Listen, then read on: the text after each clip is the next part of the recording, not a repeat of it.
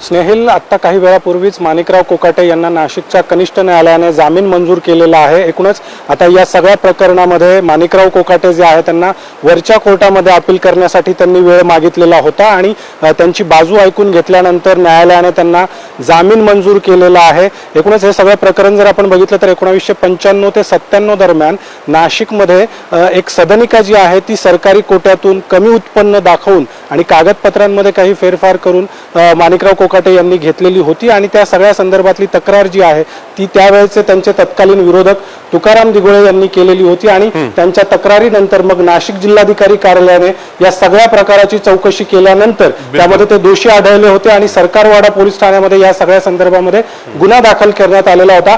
30 वर्षापासून जवळपास हा सगळं प्रकरण जे आहे ते मागच्या 20 ते 25 वर्षांपासून सुरू होतं आणि आज न्यायालयाने त्यावर निकाल दिला। आता माणिकराव कोकाटे यांनी वरच्या कोर्टामध्ये अपील करण्यासाठी वेळ मागितलेला आहे, त्यांना जामीन कोर्टाने दिला। त्यामुळे आता या सगळ्या प्रकरणामध्ये पुढे नेमक्या काय काय अपडेट किंवा काय काय घडामोडी घडतायत हे देखील पाहणं महत्त्वाचं असणार आहे, कारण माणिकराव कोकाटे यांच्या राजीनाम्याची देखील मागणी जी आहे ती आता राजकीय वर्तुळातून होऊ लागलेली आहे। नक्कीच, धन्यवाद अभिजित आपण दिलेल्या सविस्तर माहितीसाठी।